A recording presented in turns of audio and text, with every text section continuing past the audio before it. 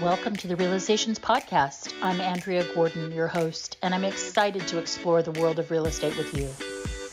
In a world where perceptions often overshadow reality, Realizations seeks to redefine what it means to be a realtor. Join me as we peel back the layers of the industry, uncovering inspiring stories and celebrating the good in real estate. Whether you're a homeowner, a fellow realtor, or simply curious, this podcast is for you. Welcome to Realizations, where perceptions meet reality. Let's dive right in. Hi, everyone. This is Andrea Gordon. I'm your host for Realizations, and today I'm here with Penny oh my God, I'm in. It's okay. Pattillo. Oh, you would think I hadn't done this before. You do really well. I've seen your episodes. Yeah, thank you. I'm here today with Penny Pattillo, who is a very veteran real estate agent with Compass in Orange County. And I'm so excited to have you on the show. Thank you so much for coming today. I really appreciate it. Thank you so much, Andrea. I appreciate it. Very cool. So today, let's talk a little bit about that longevity. When did you start in real estate, and what companies have you been with in your many years in real estate? Great question. So I was in college and it was 1988. I started an internship with Century 21 in Downey, where I was born and raised. And then from there, got my real estate license in 89 while I was at Cal State Fullerton in college. Finished that out, and in the late 80s, as sometimes people know, sometimes people don't remember or know, but the market was really good. So I was naive to what good was and what bad was at the time, but it was very good. And I stayed with it, started in the early 90s with a big developer in Los Angeles and sold a high rise along the Wilshire Corridor. Got it. Called the Dorchester, which was a great experience. The market had slowed down quite a bit. Got my broker's license at that time. Sales were very low, so I started leasing things out and became a broker at the time. Then moved to Orange County in 1995 and worked for a big builder, S&S Construction, Chappelle Industries, and then segued in from that to a couple other new home sales developments, and then worked for a small boutique brokerage for about 10 years in Orange County, and then luckily came to Compass back about almost 6 years ago. See, I mean, when you scratch a realtor that's been in the business for a long time, we've all been at different companies. I too started out at Century 21, and I went from Century 21 to, oh goodness, to Ford Real Estate, to Century 21 again, to Coldwell Banker, to Red Oak Realty, and then finally to Compass. So I know exactly what you're talking about. And every single step along the way, I think you learn a little bit more about real estate and how it's practiced, because every brokerage does it differently. One of the things that's really interesting to me about your background is that you were doing these very large sales of condos in these large buildings, which is that's an unusual facet of real estate that people don't really know that much about. When you were there, were you a sales office that was inside the building? Yeah. And were the commissions different than regular commissions? Probably lower, I'm going to guess. Correct. Yeah, correct. And it was 108 units, brand new construction. And I started out as a sales representative and then was the director of sales and marketing. And it was the sales commission was lower, but then I ran the whole building. So you had the whole volume of everything. Yeah. Yeah. So it was such a unique experience because I think it wouldn't work for me today, but being in my young 20s and really just the connections and having that experience of real estate, at the end of the day, it's a relationship business and it's done the same, but it was so different. And when I started, and as you probably did too, I'm not sure, I had a MLS book. So we didn't have the internet. So we had a book we'd thumb through every Friday when it came out. Being on a building was different because people came to me, which was fun. And just the entertainment industry and the high profile of the avatar that would buy in that building was fun to engage with. So it just provided a lot of experience that I look back on now, which was fun. Yeah, back when you're young and dumb and you do anything to make anything happen. I remember all of that stuff. And it's really important to gather as much experience as you possibly can when you're first in the business. And you had an easy entree into that not easy, but in handling all those units in that building, you became incredibly aware of how those sorts of sales happen and what have you. You also worked apparently with a builder after that. I did. So Yeah, about that. I worked with new home builders from 95 on up to about 99, and that was a great experience as well. I truly loved it at the time. I think that provided just number of sales in 1999. It went from in the mid 90s to being a good market to 1999 would be explosive in new home sales where we had campouts and people fighting over certain models, Yep. etc. After that, I thought I saw everything, but obviously so much has happened since. But that was really fun and really a good learning experience as well, from going from the early 90s to being so slow to being so busy in 99. Yeah, I loved working with builders. When I had moved out to Orange County, I had built spec homes with my ex-partner, and that was interesting. We would buy land, build in Laguna Beach, and sell those as well. So had that kind of facet of the business as well. And so you came at real estate from this very unusual angle because most people don't do that. And so you had Okay. that experience, and then you also moved into a boutique real estate company. So then you were probably dealing with a lot of high-end listings that were individual real estate sales. Correct. Yeah, so you've run the gamut when Yeah. you've had, are you, when are you writing your book? What's I know. I thought I had seen everything until COVID, and then COVID threw everybody for a loop, but that was quite interesting and but fun at the same time, given the circumstances, but very challenging as well. Yeah, yeah. We all survived, which Yeah, is knock on phenomenal. wood. Yeah, I know people that didn't. So it was a very interesting time, and I think all of us have emerged from it very changed. The way we do business is very changed. Like before COVID, I would jump in my car and do about 15 to 20 things all over the place. Then during COVID, I was like sitting outside my listings with Lysol and spray and hand gloves and masks, what have you, and Yeah. wiping them down 150 million times a day. Then you ended up not being able to even show places. Then you were able to show them, but you had to wipe them down. I was like writing the music and doing my own videos on my iPhone for my listings. I sold 7 properties completely online during that time Yep. period, which I would Yeah. never do again. Yeah. And then we had the enormous run up in 2021. I don't know about you, but that was my best year in real estate, which, and my years are usually pretty good. Correct. Correct. Yeah. Same. So now what we're having is a little bit of a backlash from that. And we're all dealing with the fallout from the crazy economy that's been upended by politics, which is all that it is. Mhm. So, case, if you were to talk to a young realtor today that was just getting into the business, what would your biggest advice to them be? That's a great question. And I have so many clients whose kids are getting in the want to get in the business the last few years. And I think for my first question, I'll give you my advice is with anything, I think good systems in place and good time blocking. I heard you mention that on another podcast. I'm like, yeah, you nailed it. I think so many people don't treat this as a business, and that is where usually they fail. I think a lot of people think they can just get in it and sell a house a year or two They're houses. watching reality TV and going like That's this. I mean, they think that we don't do anything, and it's a right. I think that's the problem. I think as soon as that reality TV hit, I think I've even talked to a family member years ago and they thought it was real. And I'm like, "True. I know that person and I know that they're not really selling." I would hope at this point most people know that it's not real. But I think for the young people who are getting in, I ask them more questions on why, they're doing it and hopefully they haven't seen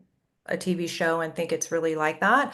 But I think anything that they treat as a business and they set up like a business, and that's the problem when you're 20 something, you don't really know usually how to run a business unless you've already done it. I think being consistent and putting the time in, even when things aren't going well, because the market does what the market does, then you will win over time. But I think part of it is being consistent day in and day out.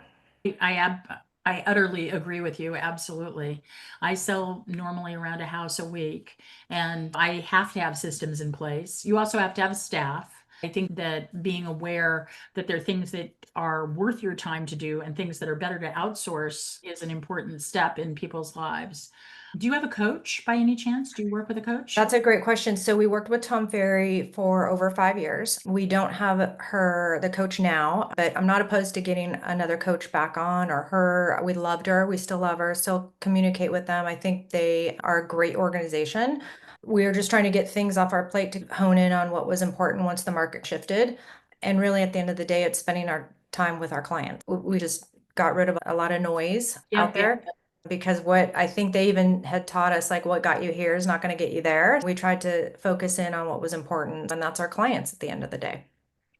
I also coached with Tom Ferry. I had Yvonne Arnold there. Oh, And then I wonderful. moved, she was great because I still use a production tracker that she gave me. And then I shifted to this woman named Vonda Martin, and Vonda's awesome. She's incredible. And she actually left Tom Ferry and Yeah, started her own coaching company. I'm still coaching with her. She's the, that's great. she's the best accountability coach I've ever met. And I like to know all my numbers and Mhm. I'm lame at tracking them. And I so love having it. somebody like that on the outside that sort of forces me to think about it really helps quite a bit. Now you refer to we. How many people on your team and who are Yeah.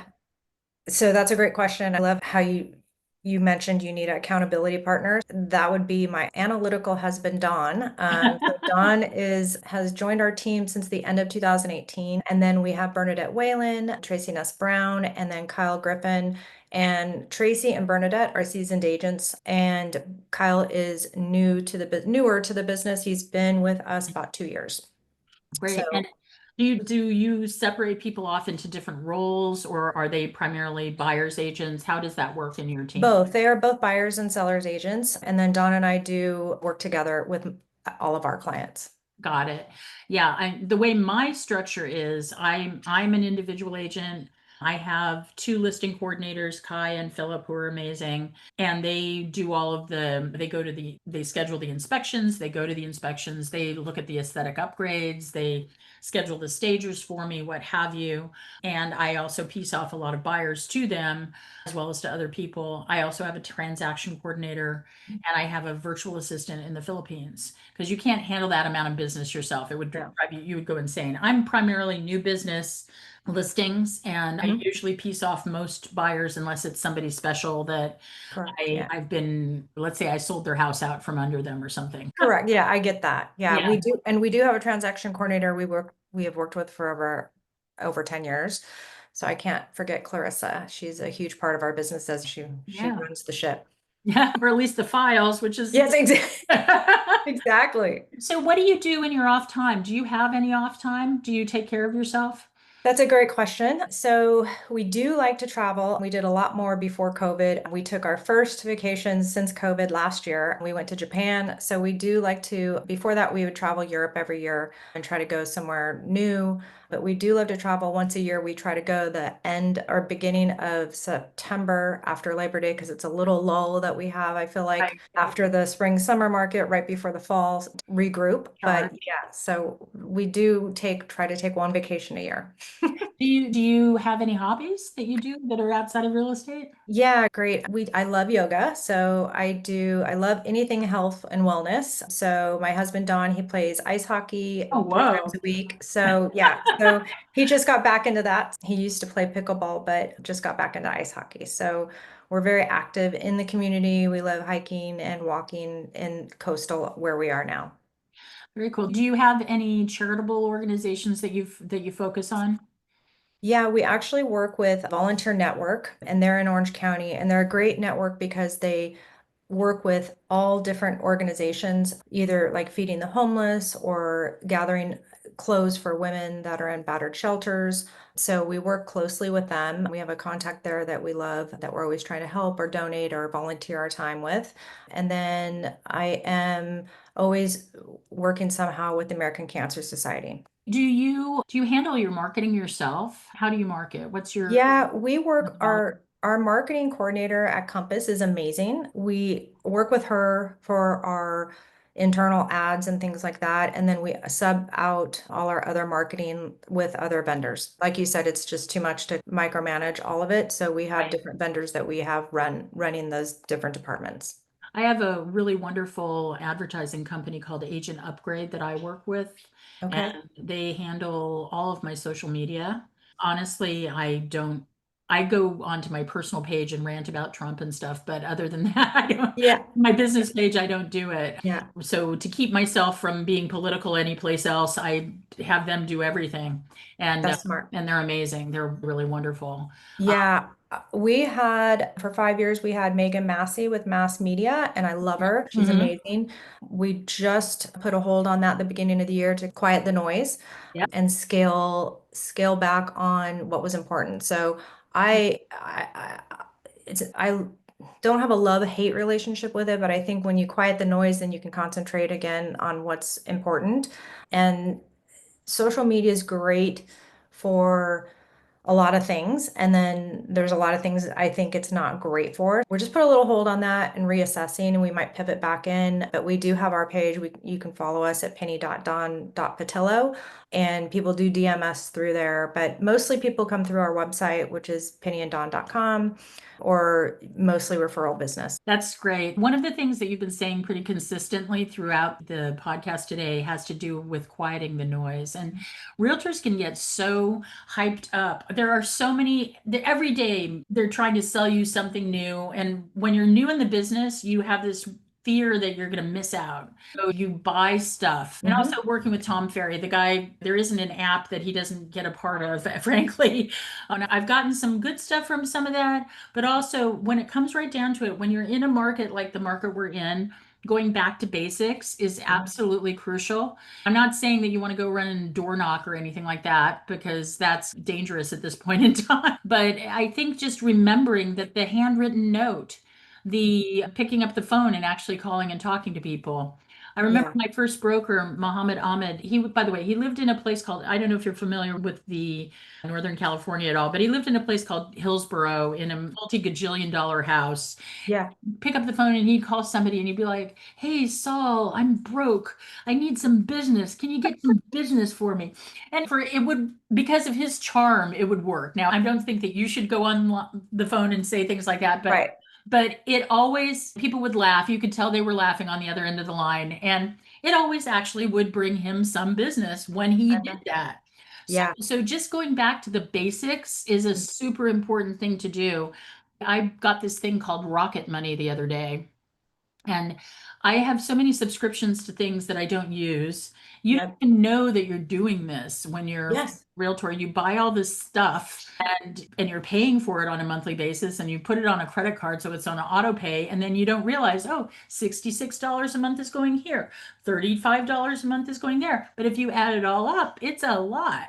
I totally appreciate what you're saying about that. And I think that the overall message that you've been giving in this podcast is to be very aware of the context and the time that you're in and do the work that's necessary for that time. And Mm-hmm. you've seen so much with all these different kinds of transactions that you've been doing over your incredible career. I'm just honored that you were here today, that you have a lot of wisdom to impart. And I'm dead serious. You should be writing that book. Thank you so much. That's so sweet of you. As we start to wrap up our session today, if you could change one thing about real estate, what would it be? Oh, The best one for last. yeah, that is a good question. And you've asked several good questions. If I could change one thing about real estate as a business or being a How realtor, it's practiced, or just whatever comes to mind. I know what comes to mind, but that's just because of the latest and greatest. And I heard you talk about this with someone else, so I'll bring it up because it is first to come to mind. And I don't want to get into the political part of it, but the August 17th situation with the buyer agreements and all that. And you can go into detail on what it is if people are listening and they don't know. But I haven't seen that last summer when everyone was talking about it, or at Mhm, least people in the industry were. And then after August, it became more public and people were talking about it and reading mhm, about it. And it was so communicated, I think. When it was going to happen, I will give all the credit to Don because he said, when this stuff happens, it's going to switch probably to a buyer's market, which I hadn't really thought about. We've been in a seller's market for so long. I almost right. forget. And I love a good buyer's market, don't get me wrong. I had a ball with a buyer's market, but you forget because we've been in a seller's market so long. It's everyone's, thinking sellers don't have to pay a commission. And I think that was things will change where it's I even we say I'm sure you see it too. We see it now. Hey, offering 3%, offering a bonus for this home in Dana Point or Huntington Beach I saw the other day. And it's slowly shifting. I'm sure we'll be there in a year or so. But I think that backfired because everything was open and everything was So disclosed. it was working. It It was, was working. there was And nothing to change it. yeah, and it still is. At least in our market, we're still seeing the sellers are paying the commission. They don't have a problem with it. It really hasn't changed anything, except I have seen it backfire more often than not, where some agents are saying we want 3%, and in that community was typically 2.5%, 2.5%. And then our sellers are like, how come they're asking for 3? And it almost backfires when the sellers let's counter their commission. It's let's just leave their commission so that they represent a good buyer and then maybe raise the price. And that's what we've been doing. So it almost backfired a I bit. agree with you. I feel like there, for my viewers, what she's talking about is the requirement that a buyer have an agency with their agent that agrees to pay their agent in the event that the seller is not paying commission. Because the whole thing about the commission lawsuits was that uh, they think that somehow sellers were being artificially coerced into paying a standard professional fee of 2.5 or 3%. Now, I will counter this by saying when you go to the grocery store and you buy an orange, the greengrocer has put a price on that orange. And if you want the orange, you have agreed to pay for that orange, a dollar or 67 cents, whatever it is. Or if you go to an attorney, that attorney has set a standard professional fee of $500, $750 an hour. Or if you go to the doctor, that doctor has set a standard Mhm. professional fee for Mhm. their visit, or you have a copay that's set up in advance with your insurance agent. What I don't really understand is why our commission was getting monkeyed with. And the issue for me around it, political, and I'll just say it out loud, 70% of realtors are women. And of the 30% that are left over that are men, 50% of those people are people of color. So the people that are getting hurt by this are women and people of color, as well as just going with the fact that of the executive offices, less than 9% of head offices are held by women. So who is really being hurt by this are women and people of color. And why the lawyers adjudicating that lawsuit were able to very hypocritically obtain a standard professional fee of 40% of a $4 billion lawsuit is really enervating. And it shows that people don't understand what realtors do and what our job is and how all consuming it is and how much time it takes.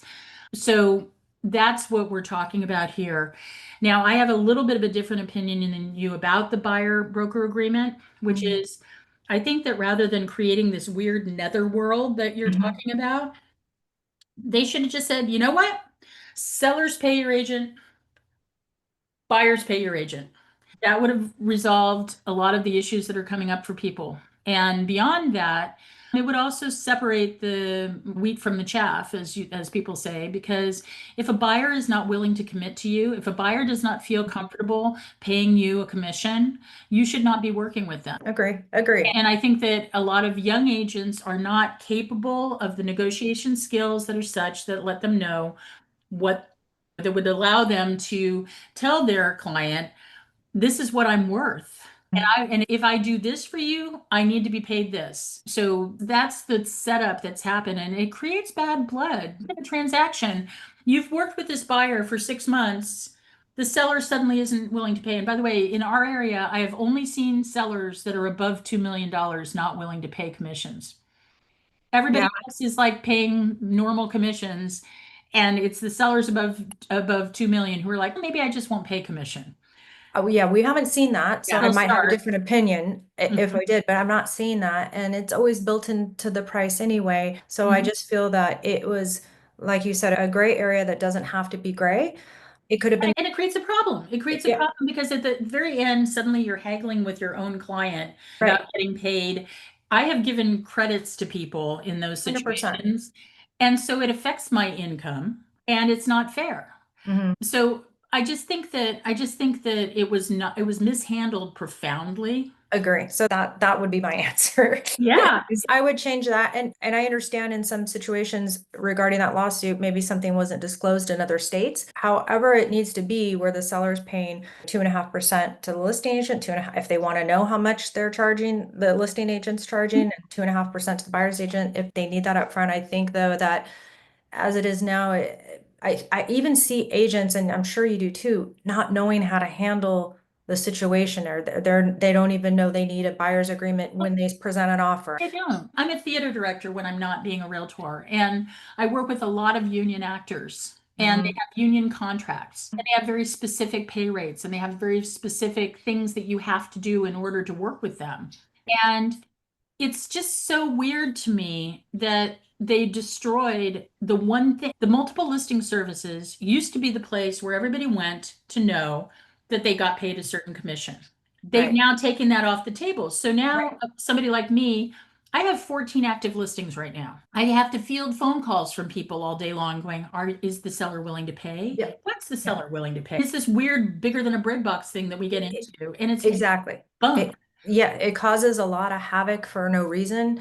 And I'm all for extra work and doing extra work on it, but and that's something that we've even been coached that we can't say. It depends on your offer. You're not, makes it a very sticky situation where I don't think it was. I think, like you said, it was working. Like This was another situation, like a lot of the situations I see happening now, Mhm. where something that was working perfectly and had evolved over a long period of time got torn apart for absolutely no reason.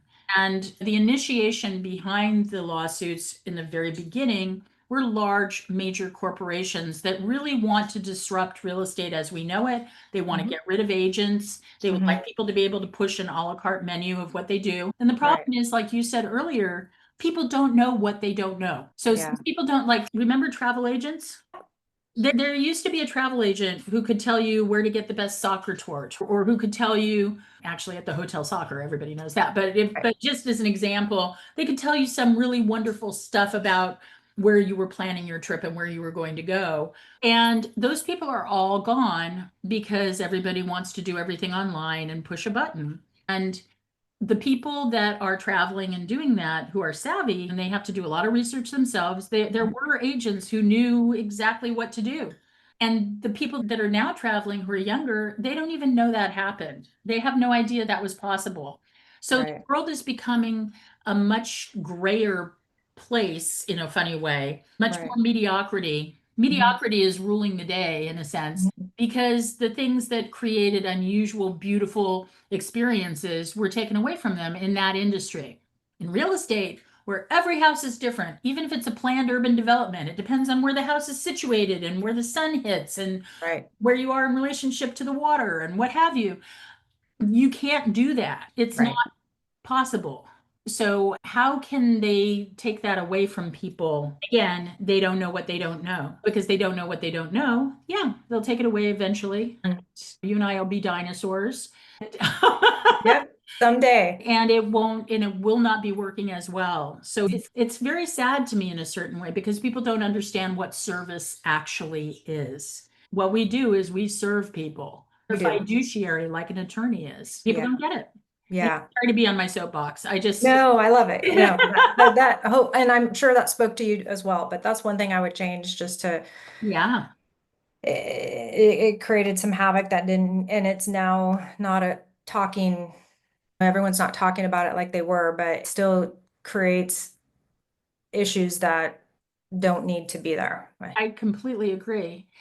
Now, I've talked to you about what you would change. What is it that gives you great joy in real estate? Ah, I know this sounds so corny, but we love our clients. Like we have client appreciation parties, we go to dinner with them, they're just part of our community. I love the new friendships that we form with our new client and old clients as well. Very cool. Thank you for being a guest today on Thank you, Realizations. Andrea. And I So look much. forward to a long relationship. It's wonderful to meet you, and I wish you all the best. If somebody wants to find you, how can they find you? Repeat that, Yes, please. they can go to our website at pennyanddawn.com, and then of course on our Instagram at penny.dawn.patillo, two T's, two L's. Awesome. Have a Thank, beautiful rest of your day. thank you so much. Have a great day. You're welcome. Bye. Bye-bye, my darling. Have a wonderful day. Thank you for being on Thank you. here.